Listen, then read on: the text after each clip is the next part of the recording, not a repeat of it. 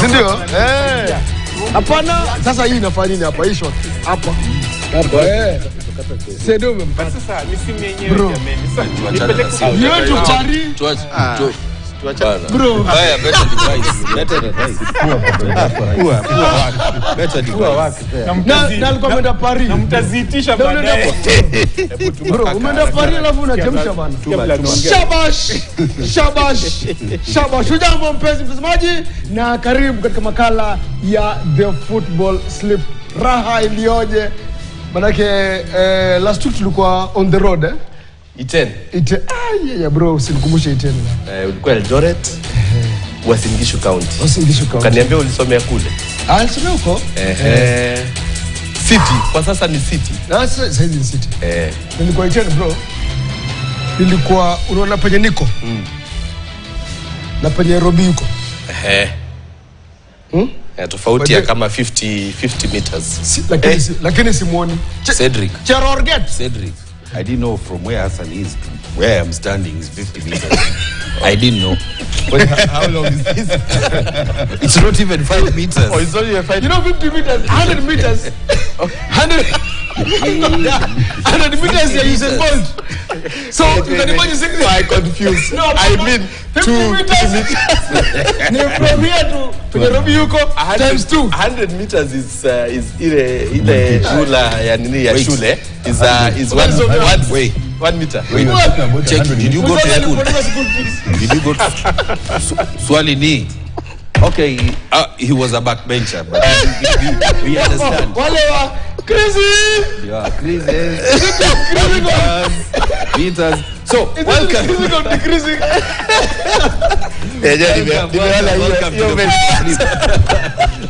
What a way to start.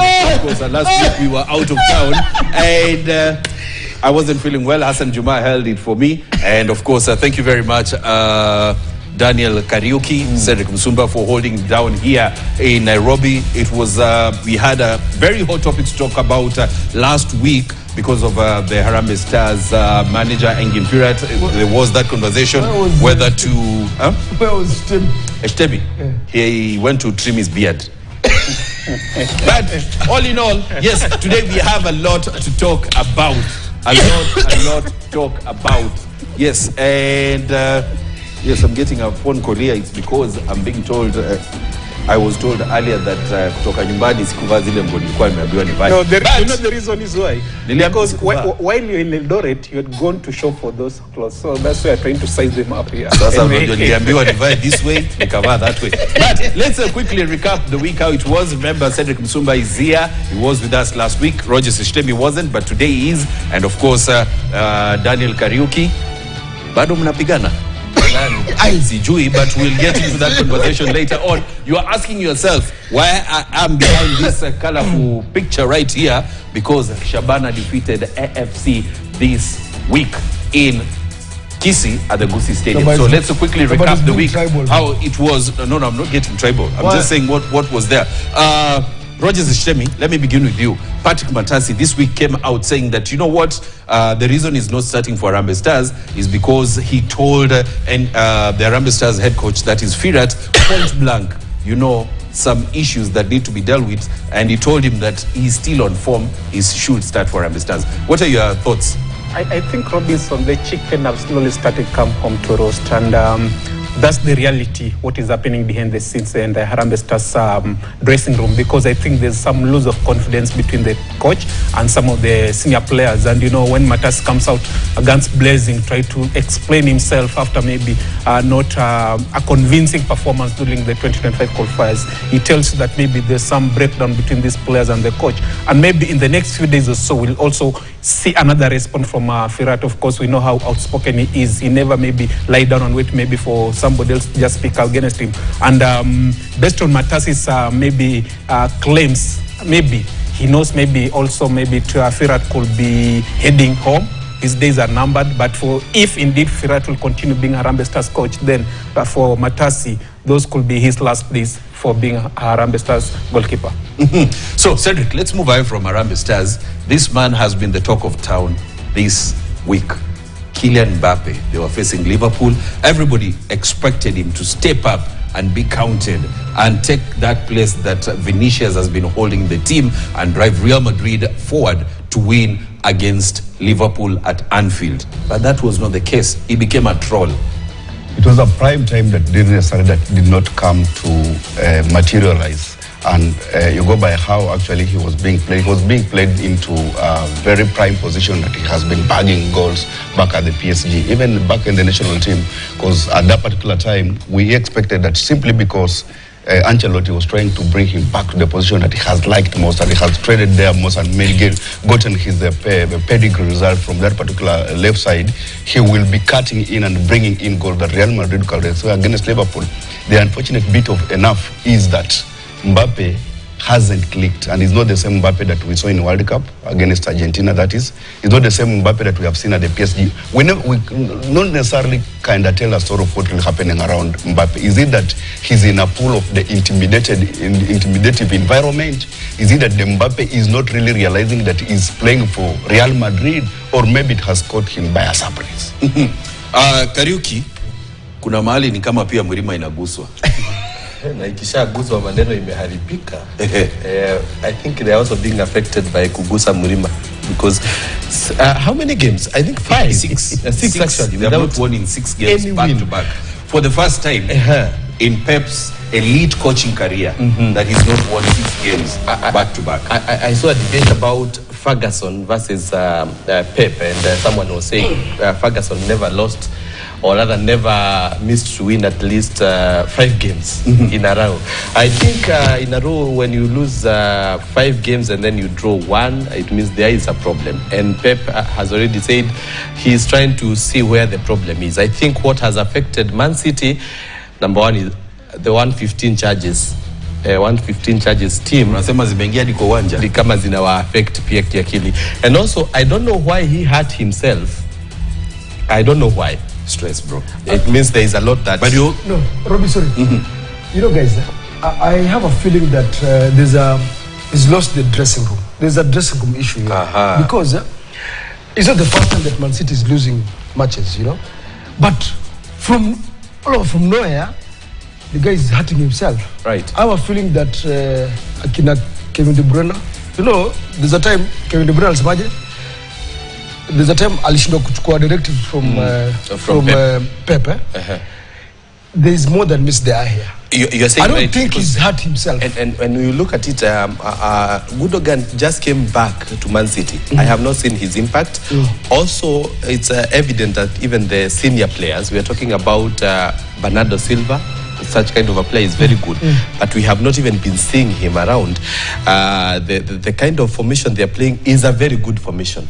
Unfortunately, you can definitely tell that, as you're saying, the dressing room is key here, because you cannot tell exactly if they are still having the same morale they used to have when we are talking about them playing versus other teams. Right now, any team that is playing Man City the last 6 games are sure that we can make a comeback. We can make a comeback. Look at this is a dressing room. Paranoid. I don't think it's these injuries. Yeah.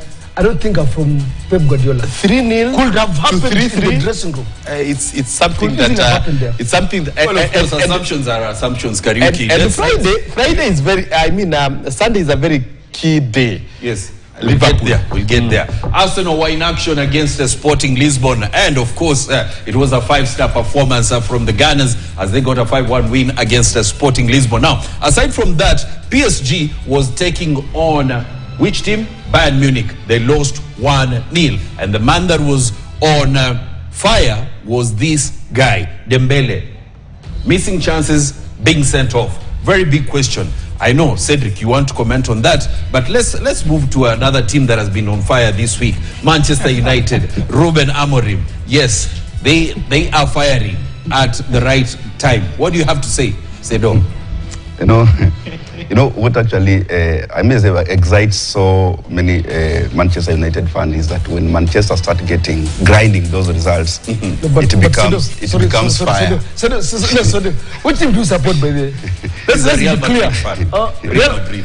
He doesn't support any team in the EPL. It's Real Madrid. No, You know, in a game of soccer, I think we need to associate a team with the results and more so beautiful kind of soccer. Manchester United, okay, good enough. They are really getting result that has evaded them for a very long period of time. But if you go by how they are playing currently, you might say that we have the syndromes that is associated with the new coach getting in charge of a big team, whereby players, each and every player, actually, they are really fighting hard for their own space. And Robinson, I might actually task you to understand that these players are just there for a job. Yes. And here, they have been given a new boss. What happens in any given job environment is that when a new boss comes in, you will try actually to make your space and try to guard that particular area as much as possible. Give it like 4, 5, 6 matches is when you will start talking about if Manchester United is back. No, but Sedo, all of a sudden, we watched yesterday's match, right? All of a sudden, you can see there's a pattern. Of course, money is being scored, but we are outscoring the opponent. Have you ever seen Hassan this happy? No. Since we began the second season of the football sleep, he's Robbie, but what I liked about you, and I think the first thing in the morning, Manchester United. No, okay, Manchester United. Yes. The first thing when you come in the office and you are like, "Hey, Sedo, that happiness actually was strolling around your face," but you are like, we were actually caught on a scare. Do you remember this Kayang team was actually two goals ahead of us? But the good thing is that they have a comeback, they have reorganized themselves, and what we like about the game of soccer is a team that can really come back and start winning matches. That's a kind of the confidence that any given coach actually can start really feeling happy of a team when you are getting in charge of a big team like Manchester United. Did you enjoy a match last night? Did you enjoy the match? Okay, did you enjoy the match? Face this camera. Face Sedo. the camera, Hassan. This syndrome of enjoying a match. They need to see you. I'm just wondering whether you enjoyed the match. The match. Okay, Manu is getting result that has evaded them for a while. I need you to move just a bit to your move left. a bit, eh? Yeah. And then you face the camera. Which camera? This one. Camera is nyingi sita. Which one? Face this one. Oh, this where one. Charlene is. Yeah, where Charlene is. Yeah. So did you enjoy our match last night? Yeah, results were 3 points, 3 goals, but the end bit. I know you're still trouble. You see, the end bit that you need to be questioning as a Manchester United fan is the essence that you are still conceding goals. True let's conceding goals is what actually should be Robbie, before you move just a bit, I think you're also a United fan. Yeah, but let me just add on what Sedo is saying. I think for the first time you could see 1, 2, 3 patterns being played. And when Amorim was at Sporting, you could see even Sporting they were conceding goals. So meaning that Manchester United should be prepared also to concede. His actually final match in Portugal, Sporting versus Braga, away. Sporting was away, right? They were losing that match 2-0 by halftime, right? After 90 minutes, they won that match 4-2. So I don't mind. So I think I don't mind conceding, but as long as you win. But it will happen. I know this conversation to Tandambali. Let's move on to the big games this weekend. It's all about the Klassiker. Bayern Munich taking on Borussia Dortmund. Very, very big match when you talk about football in Germany. It's a replica of the El Clasico. Very, very big match. De Klassiker. And then in the English Premier League, Liverpool on Sunday take on Manchester City at the Anfield. And then aside from that, we have the FIFA best nominees. So I want us to get into the FIFA best nominees because I know this will take time. I will give each person a moment to talk about 1 minute, one minute each to talk about the nominees. So Dennis, let's get to the nominees of FIFA Best Awards, the best men's players. Let's get into that quickly, and we begin with Hassan. Let's begin with Jude Bellingham being nominated. Sedo, quickly. Hii tunagonga tukisonga. Jude Bellingham for England. He's a deservedly kind of player who should be there, and I feel for him because he's a kind of a player. When he crossed over from Dortmund to Real Madrid, he actually solemnly carried Real Madrid to a trophy kind of glory, and he actually finished that particular, I think, league as the top goal scorer. Even going back to the national team, we have seen what he has done to the national team. When England was almost losing it, he's a kind of a boy who could bring that team back to the game. You saw what he was doing in Euro. And I think in that particular essence of the FIFA actually identify him vis-a-vis the age that he's really carrying to this particular big kind of tournament, he deserves to be there. Yes. Rogers Shtemi, Erling Haaland, being mentioned, being nominated by the FIFA as among the nominees for the Best Football Awards 2024 as the Player of the Year. I think this is based on what the influence he brought at Man City, helping them to win the Premier League. A record, I think, 4th time. That's already history because he has been scoring goals for fans. And remembering, he's also trying to beat his own records because scoring a number of hat-tricks. And here he is also trying to prove his name in the Premier League and also in the Champions League. They gave their best. They pushed themselves to the limit, and unfortunately, they never won the final.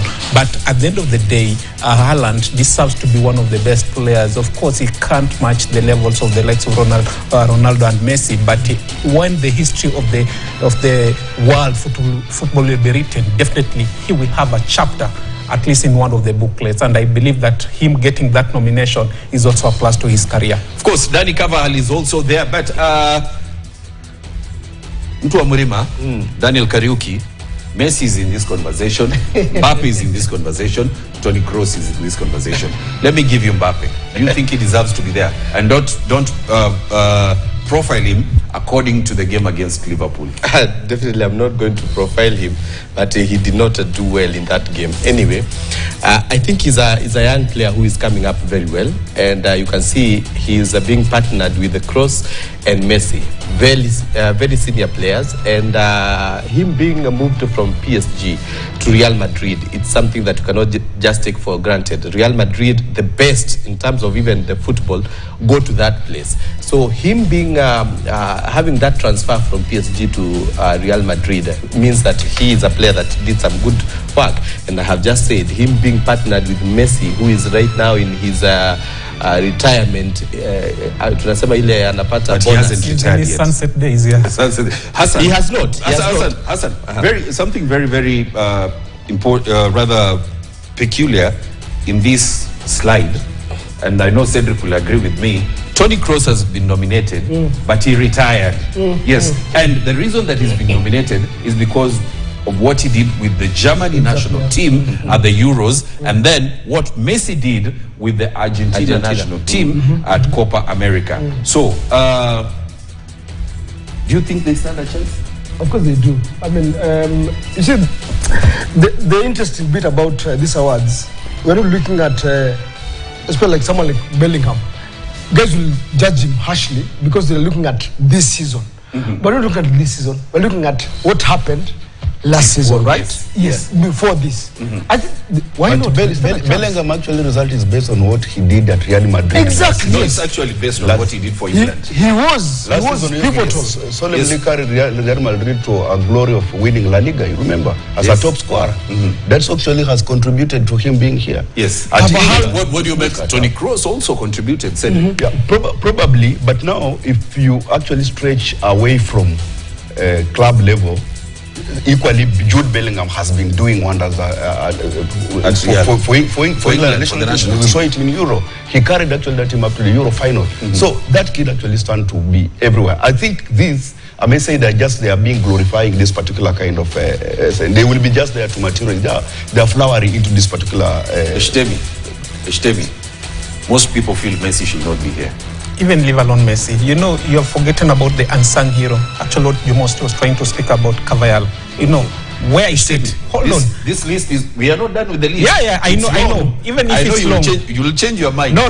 Even if it's long, trust you me not. Even before seeing the other names, Carvajal deserves to be the winner. Because being a defender. Dennis, can we go to the next slide? You know, being a defender and so, also having Shtemi, the next slide has the Ballon d'Or winner. No, it doesn't matter. It doesn't matter. It doesn't matter. We should rule him out. Let me tell you what. Let's start with Carvajal. Carvajal, give me a moment. Okay. Yeah. Carvajal won the La Liga with the Real. He went on to win Euro with Spain. And then he won the Champions League. That's a defender, my friend. And he was all crucial throughout those matches. That tells you, at least, him getting this nomination in this list speaks a lot of Yeah. the quality. But the of same talent. Rodri. Won Euro. He won the English Premier League. Premier League with Man City. Well. He won Euro. Yes, and he was the player of the And tournament. he has won the Ballon d'Or. Yes, and he won the Ballon d'Or. How often do we See defenders. defenders? I mean, how often do we Cannavaro won the Ballon d'Or while he was as a defender. Those were the days when defenders. Yes. But right now things have changed. Technology Yes. has come into fore, and you need also to give credit to that. Remembering that these particular players, Mombasa Rodri, he has the ability of going in front most of the time and also coming back into the D. Compared to Cavall, you have to go and ensure maybe you are playing against a player like maybe Vinicius, though he's his teammate. He's playing against Vinicius, so he has to defend and also go back. So as Shitemi to say, Rodri actually capability and utility surpasses Carvajal because he can go forward and come back to defend. So it is same to Cavall.